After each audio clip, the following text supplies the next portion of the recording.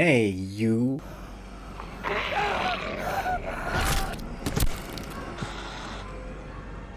And welcome to the Ruby Tuesday. My name is Ruben, and this is my review for season 3 of Netflix's original series, You. I'm very excited to talk about this. This is non-spoilers, so don't worry about that because I definitely don't want to spoil. Even mentioning the end, any thing that might happen at the end, will kind of ruin it for you. It's that particular series where things happen at the end. It's the culmination of all the story points, the plot points, and when you get to that culmination at the end, stuff happens. So I'm not going to talk about the end. Let's talk about season 3. So the beginning of season 3, episode 1, we have Joe and Love, who are starting a very interesting dysfunctional relationship, and that is the crux of season 3. 10 episodes, about 45 minutes apiece. We get to see basically how two psychos can out-psycho each other and pretend to be normal in suburbia. It's like Dexter meets Desperate Housewives.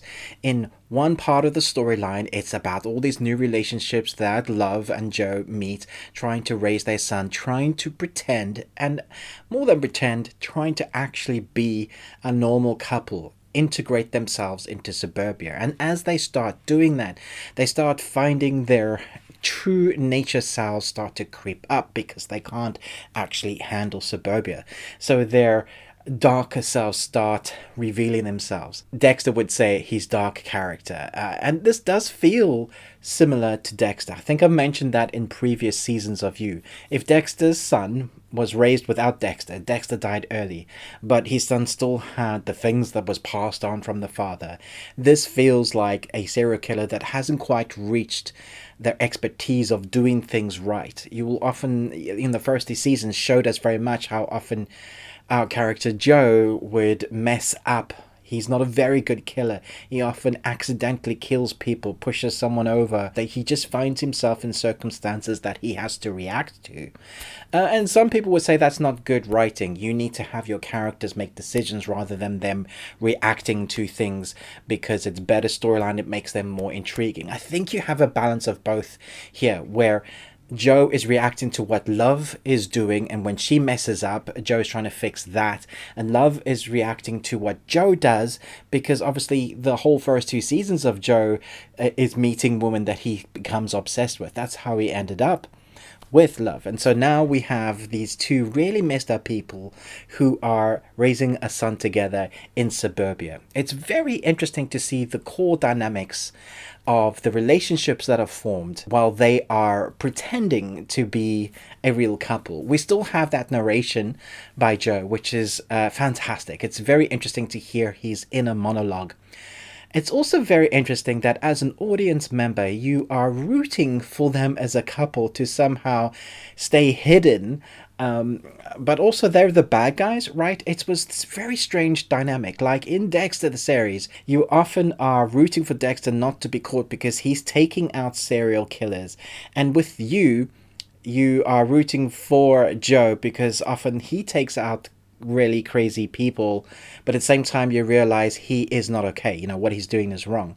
So there's this weird balancing of keeping the audience really intrigued. It's one of those series that even if you start watching a little bit of it, an episode, especially season 3, you can't help but get hooked in. And part of that, coming back to the narration, the inner dialogue that you get from Joe, is really interesting and often quite humorous.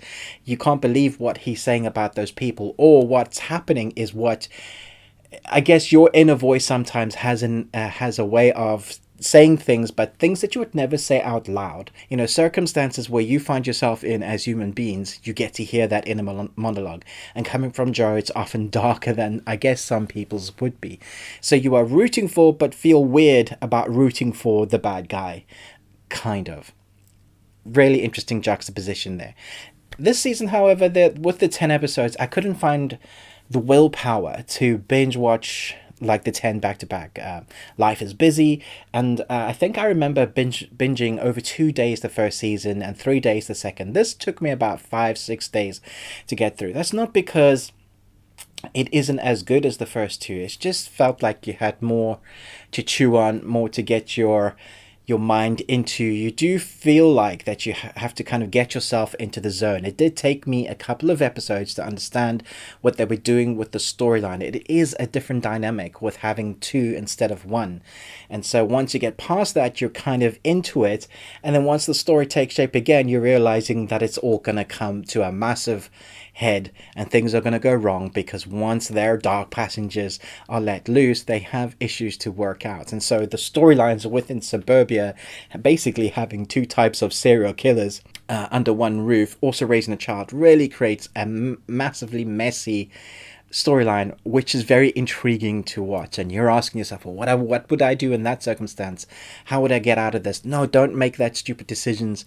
And so when you even have serial killers making stupid decisions, you find yourself going, ugh. It's very enthralling. It does keep you engaged, and there's a reason why people are talking about the series You, why it's one of the most popular series on Netflix. I think it brings that again. It's kind of its A game, but it takes a different tack. I'm not going to say whether we're going to get a season 4 because I want to leave you completely ready for what's going to happen at the end. Suffice to say, I enjoyed Season 3 as much as I enjoyed Season 2. Season 1 is still my favourite. Chat to me in the comments below. Who's your favourite character so far in this series? Do you like the new dynamic of Love and Joe, or would you prefer it just being Joe again? Thanks so much for watching this, but most of all, until next time, remember, live long and Tuesday.